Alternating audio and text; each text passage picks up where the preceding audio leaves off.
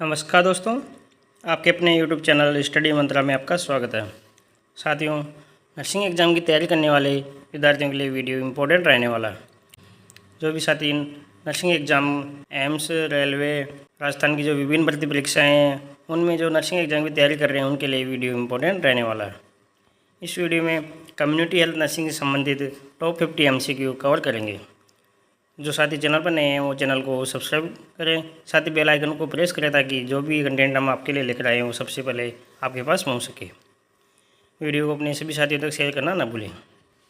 पहला क्वेश्चन है, मलेरिया में आने वाली राइगर बुखार में आरोही क्रमानुसार अवस्थाएँ होती है, कौन सी होती है? पहले कोल्ड स्टेज, फिर फीवर, हॉट स्टेज और स्वीटिंग स्टेज। तो इसका ए आंसर होगा। नेक्स्ट है, काला आजार फैलता है, काला आजार किससे फैलता है? सैंड फ्लाई मच्छर से। नेक्स्ट है, रेज सिंड्रोम कौन सी दवाई के ज़्यादा लेने से फैलता है? एस्प्रिन। ए आंसर होगा। नेक्स्ट है, BCG वैक्सीन कितने तापमान पर संग्रहित की जानी चाहिए? 2 से 8 डिग्री सेंटीग्रेड।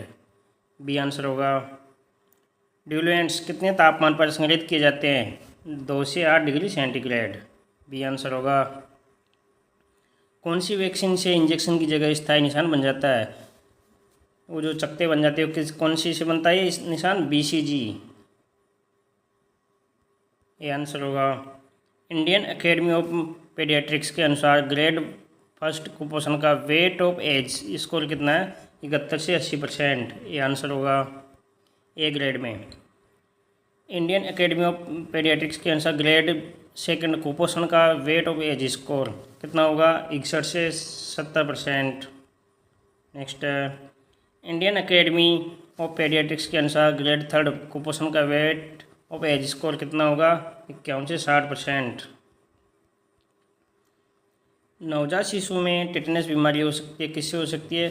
संक्रमित कैंची से, अम्बिलिकल कॉर्ड का कट करने से, अम्बिलिकल कॉर्ड पर डायरेक्टली सब्सटेंस एप्पल करने से, गर्भावस्था के दौरान टीटी का टीका नहीं लगवाने से। इसका डी आंसर सही होगा, उपरोक्त सभी।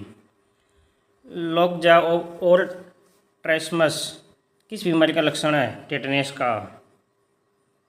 डी आंसर होगा।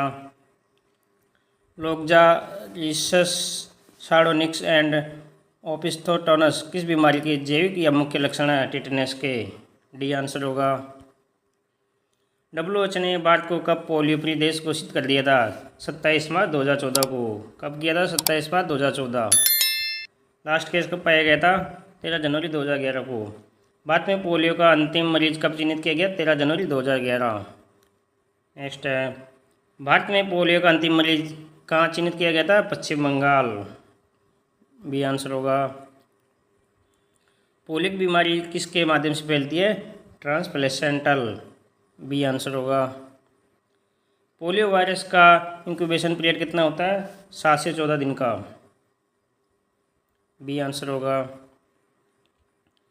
कोप्लिक स्पॉट किस बीमारी का जैविक या मुख्य लक्षण है? मीजल्स का। ये आंसर होगा।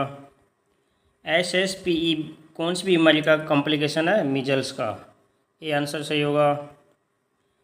सीरम हेपेटाइटिस का अन्य नाम क्या है? Hepatitis B. इसको सीरम हेपेटाइटिस भी कहा जाता है।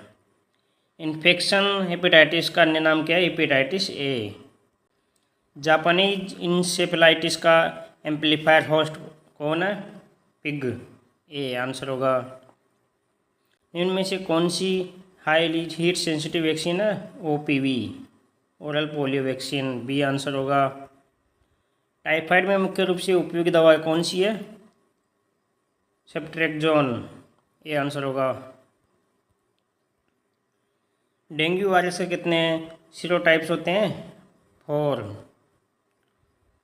कौन से सीरोटाइप के कारण डेंगू हेमोरेजिक फीवर होता है? Dengue 2 case. पोलियो वायरस के कौन से सीरोटाइप की वजह से पैरालिटिक पोलियोमाइलिटिस होती है? Type A. ये आंसर होगा। 12 से 23 महीने के बच्चे में एल्बेंडाजोल की खुराक कितनी देनी चाहिए? 200 mg। ये आंसर होगा। 2 से 5 वर्ष के बच्चों में एल्बेंडाजोल की खुराक की मात्रा कितनी होती है? 400 mg। कनेक्टिव टिश्यू का ट्यूमर क्या कहलाता है? सार्कोमा। ये आंसर होगा। WHO के अनुसार BMI की कौन सी श्रेणी सामान्य मानी जाती है? 18.5 से 24.9। आर्थराइटिस का कौन सा प्रकार मोस्ट कॉमन रूप से पाया जाता है? ऑस्टियोआर्थराइटिस। ये आंसर होगा। भारत में अंधता ब्लाइंडनेस का मुख्य कारण क्या है? मोतियाबिंद। इसका बी आंसर होगा। Normal fasting blood glucose level in adult, जो CHO 2020 में आया हुआ क्वेश्चन है। Normal fasting blood glucose level adult में कितना होता है? 70 से 110 mg/dl। HbA1c टेस्ट रक्त में ग्लूकोज की मात्रा कितने समय की मेजर करता है? 3 माह। ये आंसर होगा। नॉर्मल लेवल ऑफ HbA1c कितना होता है? ये भी राजस्थान CHO 2020 में आया हुआ क्वेश्चन है। 5.7%। ये आंसर होगा। राष्ट्रीय तंबाकू नियंत्रण कार्यक्रम की शुरुआत कब हुई थी? 2007-8 में। बी आंसर होगा। राष्ट्रीय मानसिक स्वास्थ्य कार्यक्रम की शुरुआत कब हुई? 1982। बी आंसर होगा। NPCDCS प्रोग्राम के तहत निम्न में से कौन सी बीमारी का नियंत्रण एवं बचाव नहीं किया जाता? मोतियाबिंद का। डी आंसर होगा। NPCDCS प्रोग्राम की शुरुआत कब हुई थी? 2010 में। बी आंसर होगा। टाइप 2 डायबिटीज का अन्य नाम क्या है? NIDDM। ये आंसर होगा। जब किसी व्यक्ति में SBP 160 से 180 और DBP 100 से 109 mmHg तक हो जाता है तो वह उच्च रक्तचाप की कौन सी अवस्था है? Type 2 hypertension. सी आंसर होगा।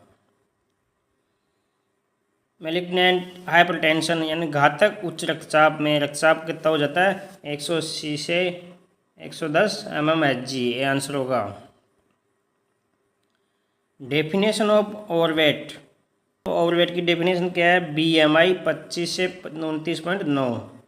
सी आंसर होगा। मैदानी क्षेत्र में एक उप स्वास्थ्य केंद्र कितनी जनसंख्या पर होता है? 5000 की जनसंख्या पर। Sub centre. HPV वैक्सीन किस आयु वर्ग में लगाया जाता है? 10 से 12 वर्ष की आयु में। बी आंसर है। ह्यूमन पेप्लियोमा वायरस HPV के कारण कौन सा कैंसर होता है? Cervical cancer. डी आंसर है। कौन सा गर्भ निरोधक साधन STD से बचाता है? कौन सा बचाता है? कंडोम। स्तन कैंसर का कौन सा रिस्क फैक्टर गर्भावस्था का नहीं होना? इसका सी आंसर होगा। तो इस प्रकार ये कम्युनिटी हेल्थ नर्सिंग से संबंधित टॉप 50 MCQ आपके लिए लाए थे। जो साथी चैनल पर नए हो चैनल को सब्सक्राइब जरूर करें और अपने सभी साथियों तक वीडियो को शेयर करें।